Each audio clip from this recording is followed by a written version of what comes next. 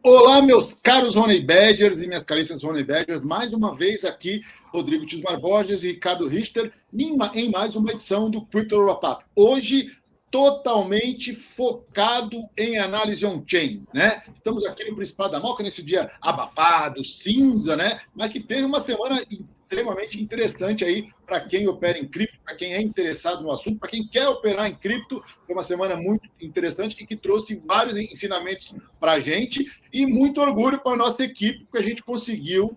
A gente fala quando a gente erra, mas quando a gente acerta, a gente gosta de falar também. A gente conseguiu acertar ou prever e indicar para os nossos clientes, para os nossos usuários, uma indicação de movimentação de preço muito forte que aconteceu na segunda-feira, entre segunda, terça e quarta-feira, e isso foi muito legal. E aí a gente vai falar sobre outras coisas também. Eu participei de um evento muito bacana nesta quinta-feira, encontrei um monte de gente do mercado, gestores antigos, tal. Eu quero falar um pouco dessa percepção, e a gente vai focar basicamente em on-chain, justamente para tentar explicar para você que é novo, que está chegando agora no mercado de cripto, e até para você que opera cripto há muito tempo, usando como base só a análise gráfica ou algum tipo de análise, que é muito importante a gente dar atenção à análise on-chain. Ela é uma característica de análise muito específica das criptomoedas, do blockchain, e tem se tornado cada vez mais importante.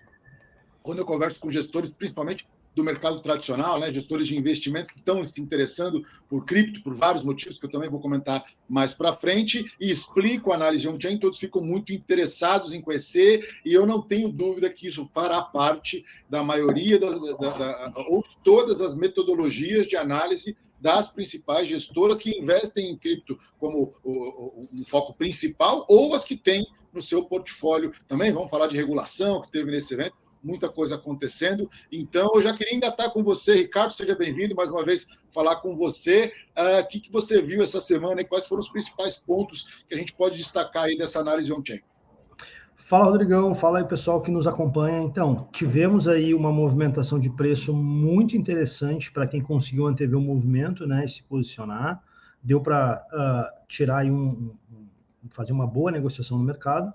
Eu vou trazer aqui já, Rodrigo, de cara para o pessoal, tá? Na linha branca a gente tem um aumento de preço do Bitcoin nas corretoras, e na linha laranja, que parece ser uma linha reta, né, mas ela teve um aumento expressivo. E eu digo que é um aumento expressivo porque quando a gente fala do preço realizado, que é essa linha laranja, essas oscilações que a gente vê do preço do Bitcoin nas corretoras, elas não são comuns, elas demoram para serem refletidas no preço realizado. O preço realizado é aquele preço que a gente olha lá na fonte da blockchain, mais ou menos a média aí entre as moedas que estão disponíveis para compra. Grosso modo, a gente pode colocar dessa forma. A gente partiu aí da semana passada, tá, de $20.300 para $20.500. Para uma semana, Rodrigo, isso é um aumento bastante expressivo, porque a gente está falando dos valores que estão registrados lá na rede mesmo, não são os valores que são negociados nas casas de negociação, nas corretoras. Então, por que isso é importante, tá? Porque conforme o capital vai entrando no Bitcoin, ele consolida um preço realizado mais alto. A gente pode ver períodos de grande especulação. Eu até vou tirar o zoom do gráfico, que fica mais fácil do pessoal enxergar isso aqui. Eu vou botar o gráfico completo, tá? A série histórica. Nem precisaria ser a série histórica, vamos encurtar um pouco mais aqui para ficar mais fácil o pessoal ver. Temos aí 2018, né, até o momento atual.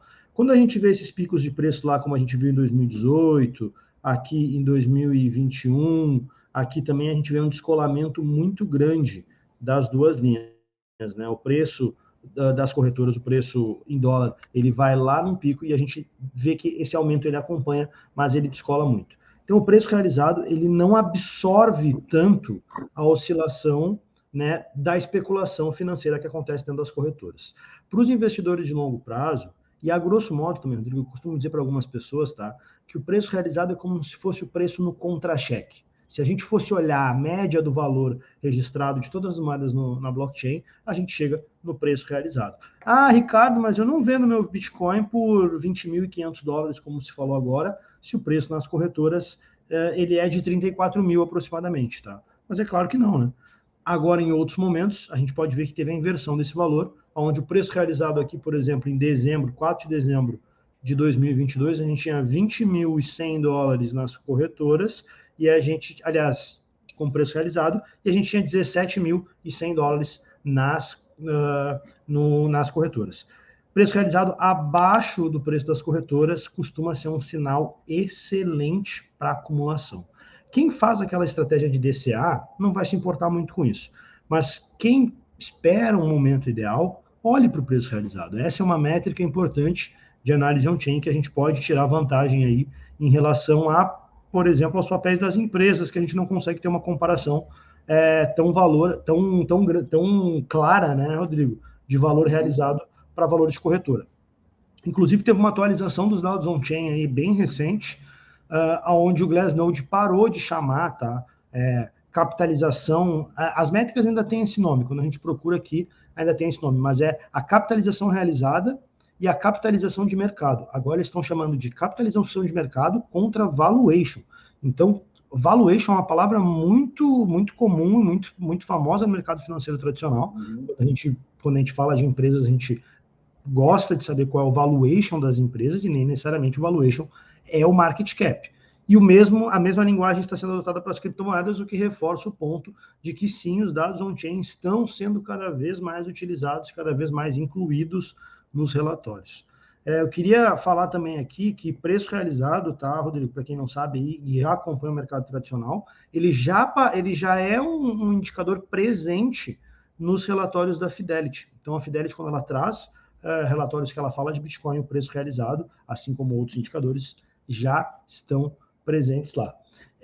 Quero aqui já emendar, tá, e passar para o que está acontecendo dentro dos endereços da Binance. A gente, lá na sexta-feira passada, a gente conseguiu trazer uma informação bastante atualizada de grandes valores que haviam sido emitidos de stablecoin e também de grandes valores de transferências que estavam sendo realizados para dentro das corretoras. Dessa vez, eu estou vendo também, novamente, tá, desde ontem, uma fluidez de capital bem grande para dentro da Binance. Pode ser que a gente tenha mais volatilidade no final de semana, como a gente teve no final de semana passado.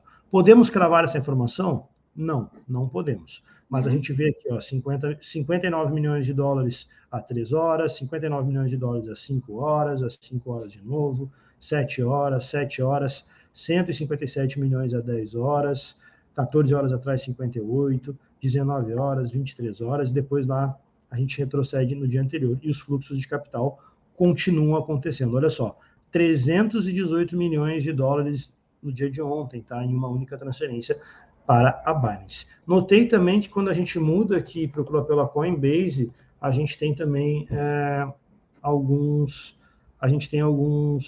valores interessantes para lá também, tá? Só que o que acontece? Quando a gente vê na Coinbase, a gente não olha o USDT, tá? A gente vê outras moedas. No caso, eu tenho visto Bitcoin, tá? Por exemplo, 558 Bitcoins a 30 minutos, 3.000 Bitcoins, o que daria aqui, né, 102 milhões de dólares na cotação atual, isso a 3 horas.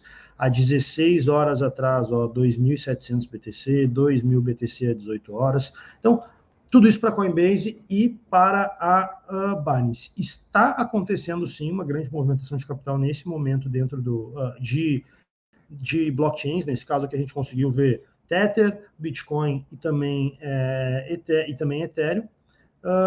Não sabemos o que vai acontecer daqui para frente, né? O mercado, a partir de agora, a gente tem que ver pelos próximos movimentos.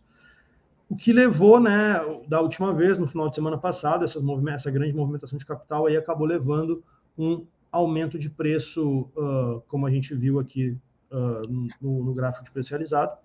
Por consequência, indicadores como MV, RVZ Score, que são aqueles indicadores que a gente usa para negociação mesmo, dispararam, tá? Então, quando a gente começa a olhar aqui os valores, tá?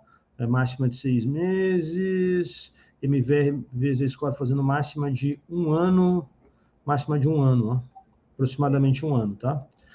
Que a gente não via patamares tão altos. Zona ideal de acumulação de Bitcoin fica bastante parecido quando a gente usa esse indicador aqui, tá? O MV/RVZ Score, junto com o preço realizado. Aquele momento onde o preço realizado fica abaixo dos preços da corretora, ele normalmente coincide com esse momento aqui da caixa verde desse indicador MV/RVZ Score. Aqui a gente tem uma comparação do Market Value contra o Realized Value, e aí faz uma média e chama de Z-Score. funciona muito bem para quem quer pegar oscilações aí para fazer swing trade. Um dos indicadores que eu também, para mim, esse aqui eu sempre trago, sempre falo, que é a média, né, entre lucros e prejuízos não realizados na rede. E por que ver os não realizados, né? Por que não ver os lucros e prejuízos realizados? Porque o não realizado ainda é a pessoa que tem a tendência, né, que está querendo fazer alguma movimentação, ou comprar mais, ou vender suas moedas. Eu me lembro, tá, Rodrigo, lá em junho, quando a gente pegou essas oportunidades aqui, que a gente trouxe aqui para os nossos ouvintes, pegamos essas oportunidades de Zona Laranja e agora disparamos. Provavelmente a gente tem aqui o maior valor de um ano também, né? Quando a gente pega o recorte de um ano, fica bem bonito da gente ver aqui pelo NUPL, porque a gente sai lá da zona ideal de acumulação e sai para uma zona um pouco mais confortável de lucro, onde a gente pode ter aqui otimismo, né? Não é a melhor zona de venda, mas aí também a gente quer fazer, a gente está querendo acertar o fundo e o topo. Não é comum que isso aconteça, e aqui, por esse indicador, a gente tem mais essa noção. Quantidade de moedas em lucro contra a quantidade de moedas em prejuízo, eu também gosto de acompanhar bastante esse indicador, porque ele demonstra o que pode acontecer. Teve um descolamento bem grande agora do número de moedas em lucro contra moedas em prejuízo, 15.790.000 bitcoins em lucro na blockchain contra 3.388.000 em prejuízo.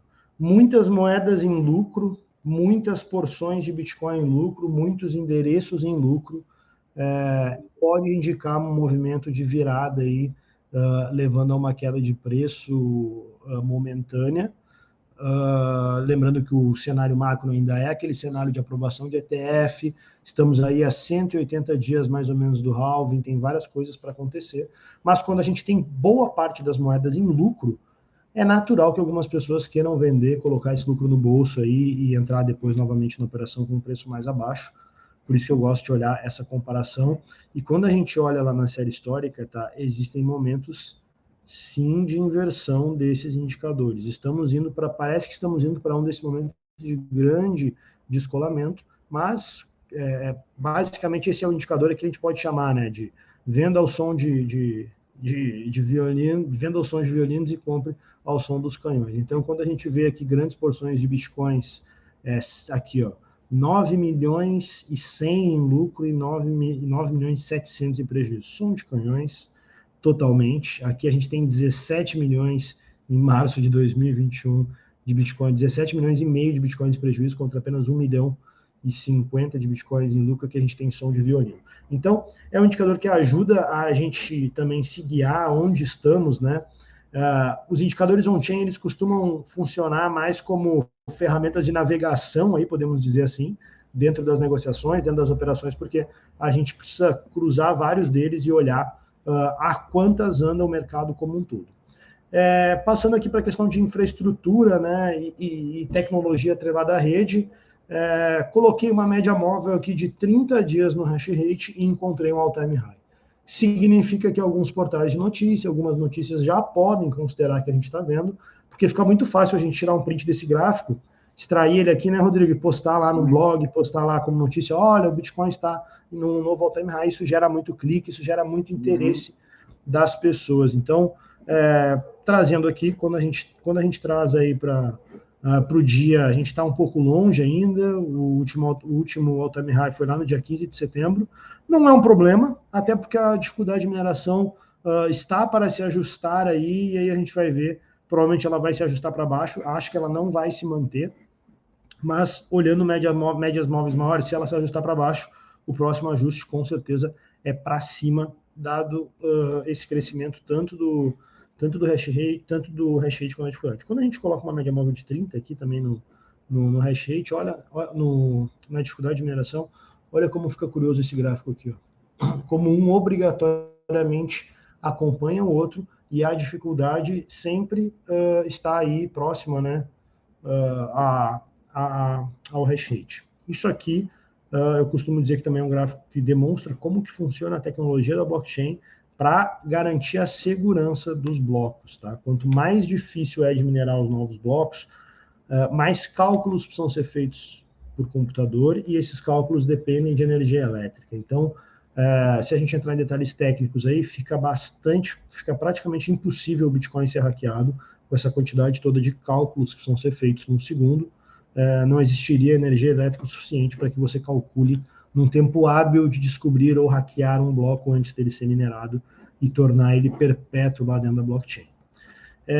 Observei também aqui, Rodrigo, dentro de corretoras, tá? O volume do balanço de Bitcoins, tá? E também do balanço de Ether. O balanço de Ether teve um aumento aí, aproximadamente 12,3% de todo o supply de Ether está em corretoras, e Bitcoin a gente tem um pouquinho menos, tá? 11,8%. Saímos lá do dia 11 de outubro de 11,7%. Então o aumento é bem pequeno mesmo. Me lembrei agora que a gente pode ver também aqui nos nossos gráficos, tá? Seria interessante a gente olhar o Tether, porque teve uma grande movimentação de Tether. Eu vou abrir agora aqui para a gente.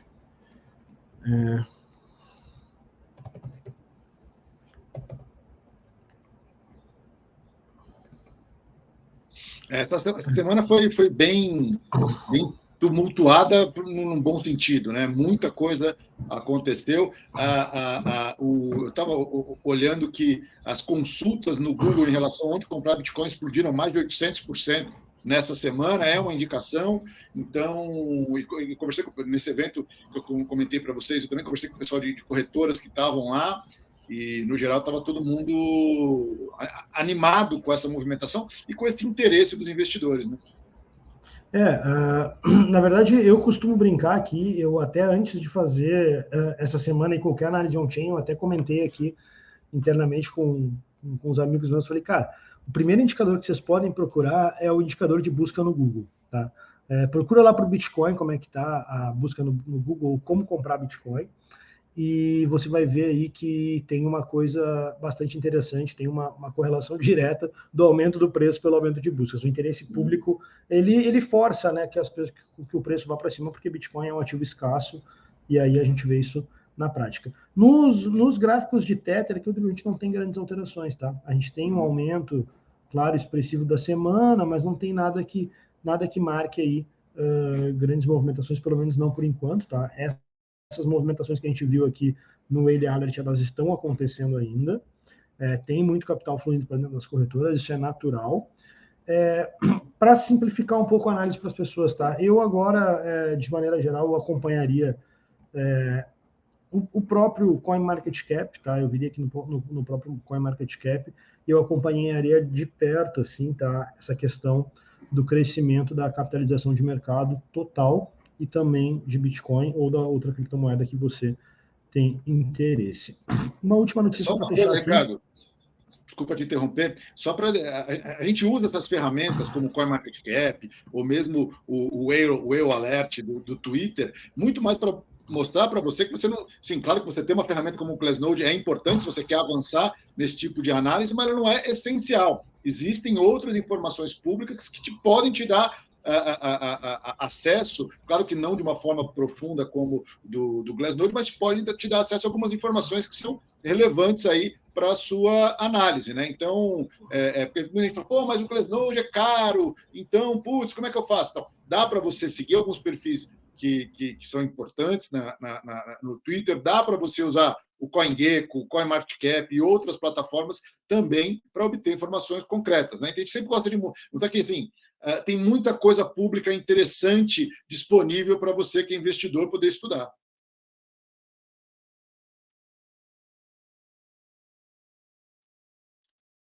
Eu acho que saiu a sua câmera, Ricardo.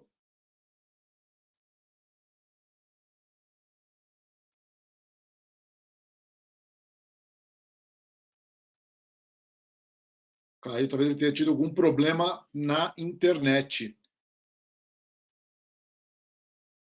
Tá me ouvindo? Som. Opa, voltou. Você ficou aí uns 30 segundos fora do ar.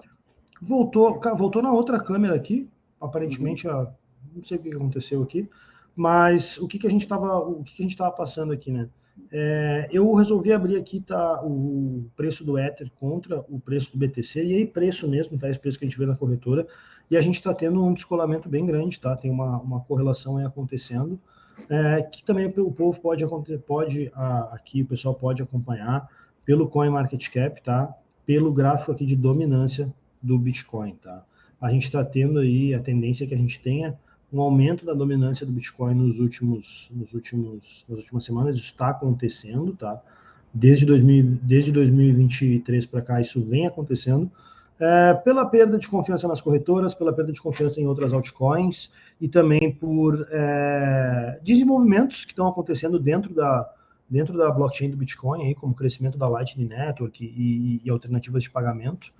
Então, esse é outro indicador aí para o pessoal continuar acompanhando. Normal agora que dentro de uma corrida de preço, tá, de Bitcoin, apareçam várias outras oportunidades em altcoins. Seja sábio e seja sapiente na hora de querer aproveitar essas oportunidades, porque o mercado, nesse caso, acaba sendo muito perigoso, né, Rodrigo? Uhum. Exatamente. Obrigado, Ricardo. Como sempre, super interessante aí a sua análise. E aí, falando especificamente do que eu ouvi essa semana, né, algumas coisas interessantes, né, que a gente pôde notar e que a gente falou muito com clientes, parceiros aí durante essa semana. Primeiro, indo para o lado do humor, né, uma coisa que aconteceu, na verdade aconteceu semana passada, mas a gente sempre brinca, né, que virou um meme no mercado, não sei se vocês sabem, quem está nos ouvindo, mas a XP, a corretora XP, já teve 2 iniciativas de ter uma corretora de cripto também, né? E ela acabou de anunciar que está fechando a segunda iniciativa dela, e o mercado, de certa forma, comemorou, não porque algumas pessoas vão perder o emprego, mas comemorou porque toda vez que a XP fecha a corretora dela, o mercado sobe. É um indicativo. É igual a Bloomberg. A The Economist. A The Economist fala que uma coisa vai acontecer, aposta o contrário que isso que vai acontecer. E no caso da XP, cara, infelizmente, da Exchange, eu conheço pessoas que trabalhavam lá, são pessoas incríveis, estão sendo realocadas aí dentro da organização, tenho amigos da XP, mas foi engraçado que assim, não deu 5 dias que eles anunciaram que iam fechar, cara, o Bitcoin subiu 14% essa semana, então a gente no mercado ontem, durante os últimos dias, foi um meme que circulou na maioria dos grupos, e obviamente no evento que eu comentei com vocês, eu confesso que nos últimos meses eu peguei um certo bode de evento, estava muito mais focado nos meus projetos aqui, deixei um pouco de palestrar e de visitar eventos, porque estava um pouco cansado e eu tive que focar um pouco mais de tempo aqui internamente, mas o pessoal que organizou o Blockchain Finance foi a Cantarino Brasileiro, que é uma editora focada no mercado financeiro, e a Cláudia Mancini, que é uma jornalista especializada no tema do mercado financeiro e agora cripto, que é uma boa amiga, me chamou e falou, pô, visita o evento, vamos lá, tal. E foi muito bom para rever alguns amigos, né? Tava o pessoal das principais exchanges, estava o pessoal da CVM, do Banco Central, muita gente que eu não via há bastante tempo, advogados do mundo cripto que estavam presentes, foi bom para rever os amigos e trocar umas ideias. E aí, fazendo um resumo de que eu vi lá, alguns pontos que eu achei interessante comentar para você. Primeiro, assim, o otimismo das pessoas, assim, o otimismo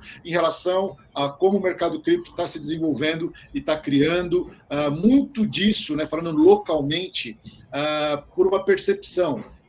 Eu não estou falando que é bom ou ruim, eu tenho algumas dúvidas ainda em relação a isso, mas como o advento do Drex, ou seja, a criação do Drex pelo Banco Central, vai forçar as empresas e os principais agentes financeiros a buscar informação sobre cripto, né? Isso é claro, né? Tinha o pessoal do Itaú, lá da Itaú Digital Assets, e ficou claro nas conversas que o fato do Banco Central ter movimentado o mercado no projeto de criação do Drex está forçando as empresas e as pessoas e os agentes financeiros a conhecerem Bitcoin, conhecer blockchain. Isso é muito positivo. Muita gente que não se interessava pelo assunto vai ser obrigada a se interessar, então você gera mais conhecimento, e esse conhecimento é benéfico, né? Porque a gente não tem nada a esconder, pelo contrário, o que a blockchain tem é transparência. Então, esse é o primeiro ponto. Segundo ponto, os eventos que a gente já citou aqui, a aprovação dos ETFs é um deles, o halving é um evento que também é visto como muito otimista, historicamente falando,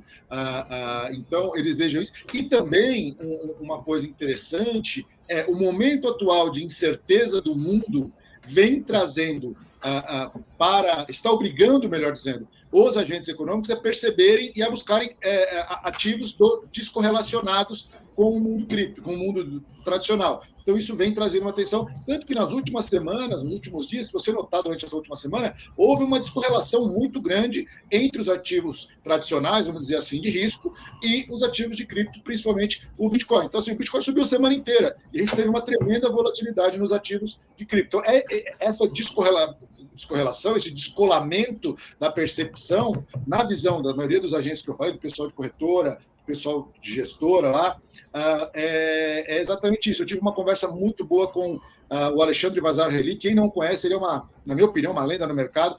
Ele fundou, junto com o Glauco Coax, que são os fundos dele, os sócios dele, o primeiro fundo regulado de cripto, de investimento em cripto, hoje são 3 fundos, em 2017. 2017 não tinha regulação, não tinha nada, inclusive teve uma conversa muito interessante entre ele e o Daniel Maeda. O Daniel Maeda é o responsável na CVM pela área de ativos digitais, um cara também muito bacana, sabe muito do universo cripto, sempre tive conversas muito boas com ele, e eles estavam falando, o Alexandre falou exatamente isso, ele está extremamente otimista como gestor, e ele falou uma frase interessante como gestor experiente. Rodrigo, além dos fatores técnicos, a gente tem que acompanhar a percepção e as narrativas. Ele falou, parece estranho um cara que lida com número, né? Um gestor ali, pensar, mas a narrativa e o storytelling, como eles dizem, está se tornando cada vez mais importante no mundo dos investimentos, seja pelas redes sociais e tal, e a narrativa em relação aos ativos digitais vem melhorando muito, porque a percepção dos agentes econômicos em relação aos ativos digitais vem melhorando. As pessoas estão entendendo mais, estão compreendendo mais como é que significa, os benefícios, os desafios e tudo mais. Então, ele falou, a narrativa está melhorando. Então, quando você fala, vai ser aprovado o ETF, aí a gente põe uma discussão deliciosa lá, vou fazer uma soma aqui, a BlackRock, a Fidelity, a Franklin Templeton, a ARK, quantos esses caras têm de AUM, né? Ativos sob gestão? A gente fez uma conta lá, dá, 14, 15 trilhões de dólares. Quanto disso vem? Aí fala 0,1%, 0,5%, 1%. A gente não chegou num consenso, mas um consenso a gente chegou.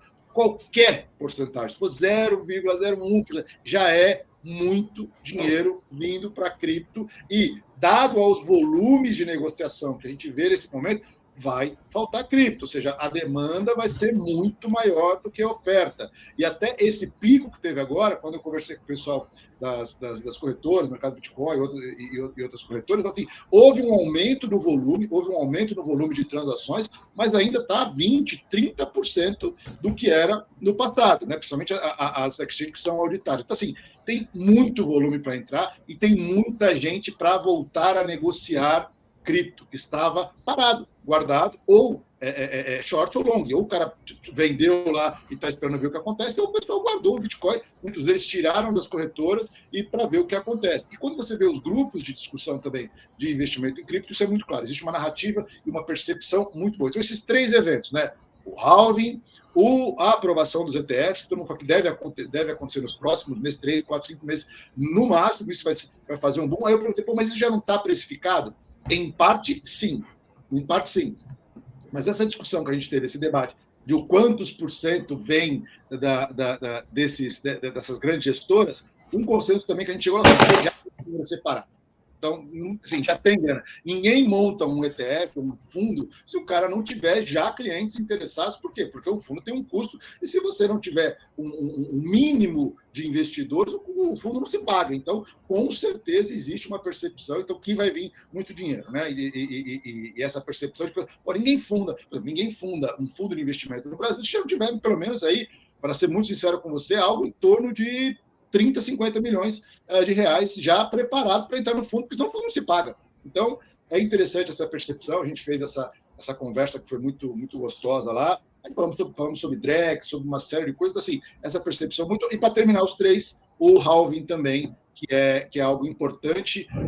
Eu acho que o halving, historicamente, ele é muito importante ainda. A tendência é que ele perca a importância, porque você tem outros fatores, mas ainda é um fator mítico, como o próprio Alexandre falou, e muita gente. Por quê? Porque você tem um choque de oferta. Você corta a oferta na metade. Então, isso é muito importante também. Então, acho que foi um evento muito legal, muito bem organizado, com pessoas sérias, pessoas que entendem do assunto, o fato do Drex, o fato do approach, que assim, eu tenho, cara, várias restrições, eu acho que regulador é um negócio que a gente tem que se manter perto, mas a gente tem que analisar também a postura que cada governo tem, ou a influência que cada governo tem. O que a gente viu nos últimos anos, né, foi uma postura muito positiva por parte dos reguladores brasileiros, tanto o Banco Central quanto o CVM, em relação a organizar o mercado de cripto, né? E uma coisa que eles falam, e aí vai até um pouco contra meu viés mais libertário, é que no caso de cripto eles tentaram fazer diferente de alguns reguladores internacionais, que o regulador fala assim, olha, para investidor profissional e qualificado, eu não vou olhar, vocês façam o que vocês quiserem, eu vou proteger só o varejo. Não.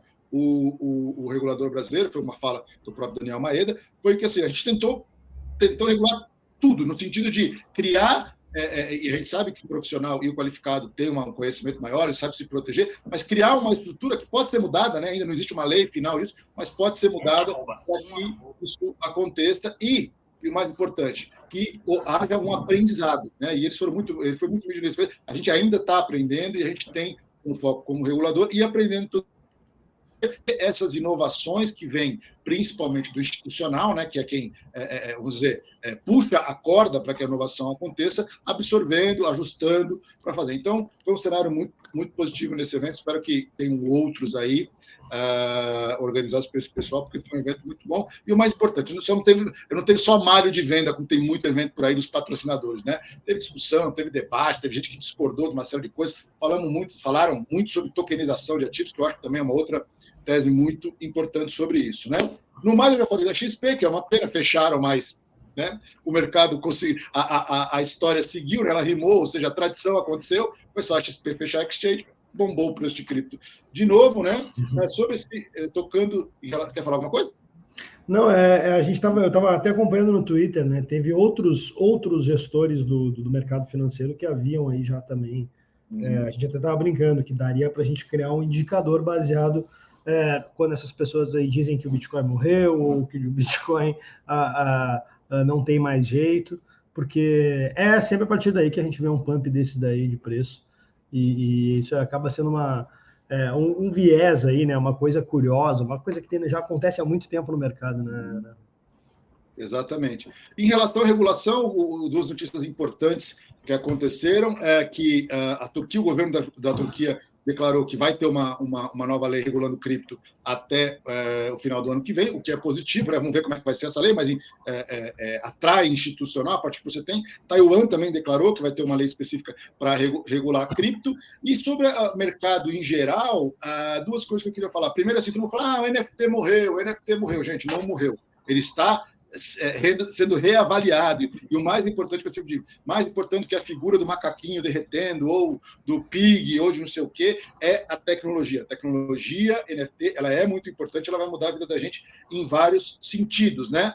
E aí, por que eu estou citando isso? Porque essa semana a Mercedes-Benz, que faz carro, através do seu núcleo de inovação, chamado Next, ela criou uma coleção de NFTs que está sendo lançada, que comemora as principais fases de design da Mercedes. Então, hoje, um apaixonado pela Mercedes ou alguém que tenha interesse no mercado automotivo pode ir lá e adquirir NFTs, que vão ter vários serviços agregados neles, para, primeiro, guardar aquela informação e, no futuro, ter outros usos para esses NFTs. A Lufthansa está fazendo a mesma coisa, agregando NFTs dentro do seu programa de milhagem, para que você possa criar NFTs a partir de experiências de viagens que você fez com a Lufthansa, e você vai ser premiado com isso, né? Então, quer dizer, você tem um uso que hoje é muito ligado a essa questão de experiência, de benefícios intangíveis, mas que daqui a pouco vão começar a ter benefícios bastante tangíveis aí, entre outras. A Adidas está lançando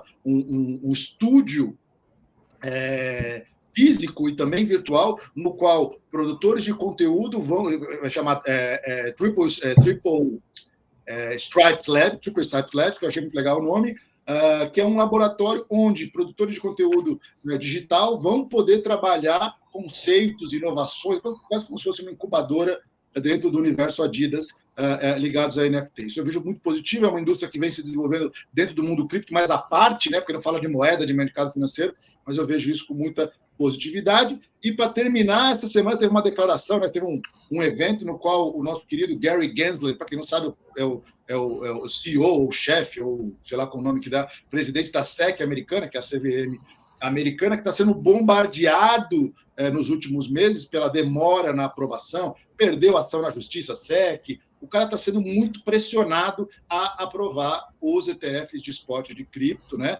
E muita gente, foi até um dos assuntos do evento também, falou em relação ao viés político dessa não aprovação, né? E que isso deve acontecer porque a pressão está muito grande para ele. E aí ele fez um evento no qual ele declarou a coisa boa, né? Olha, a gente não é só malvado, não, né? A gente processou tantas empresas por fraude, a gente multou em mais de 800 milhões de dólares tais empresas, e esse dinheiro foi recuperado e devolvido ao investidor. Então, assim, citou o caso FTX, citou uma série de coisas aí, para tentar limpar a barra dele um pouco com o público, né? Porque ninguém tem, está todo mundo pressionando, vários congressistas e senadores americanos pressionando esses caras para que esse ETF aconteça logo. Eu espero que aconteça logo, para que a gente possa ver quanto vai vir de dinheiro aí desses ETFs. Fora a volatilidade, fora que a gente conseguiu antecipar muita coisa aí na semana passada, que foi muito bom, a gente recebeu ligação, vocês conseguiram antecipar, foi muito legal. Fora isso, é isso que eu queria dizer essa semana. Não tivemos o Bruno, porque o foco hoje foi muito focado em análise on-chain, algo que a gente vem investindo muito através do Ricardo, de outras parcerias aí, para a gente conseguir desenvolver e apresentar de uma forma muito consistente, não deixando as outras de lado, mas aproveitando essa novidade do on-chain para trazer informação concreta, sólida para vocês aqui na Honey Badger. Mais alguma coisa, Ricardo? Por essa semana é isso, Rodrigo. Acho que vamos ficando por aqui no nosso Crypto Hour Papo. Vamos ficar ligado aí nessa movimentação que a gente teve, que está tendo, na verdade, né, de muito dinheiro correndo para dentro das corretoras, parecido com o que aconteceu semana passada. E semana passada a gente teve aí um bom aumento de preço. Não estamos dizendo que esse aumento de preço vai acontecer, estamos apenas passando aqui a informação que estamos vendo, né, que está acontecendo através dos endereços das corretoras aí. Até porque, voltando àquilo que você falou, da mesma forma que a gente está vendo muito USDT, que é a moeda de troca geralmente usada para comprar e negociar cripto, indo, tem muito Bitcoin indo também, né? Então, será que esses Bitcoins não estão indo para aproveitar essa alta e serem vendidos? Então, é importante que você analise os sinais e as informações de forma muito correta.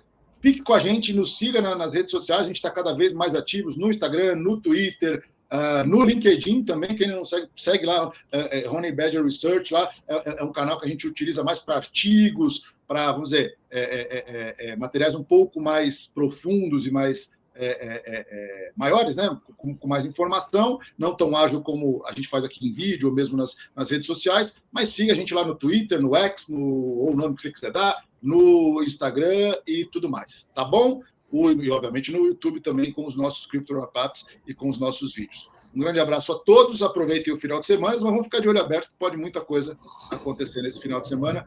Obrigado, Ricardo, um grande abraço. Valeu, mais uma aí, um grande abraço.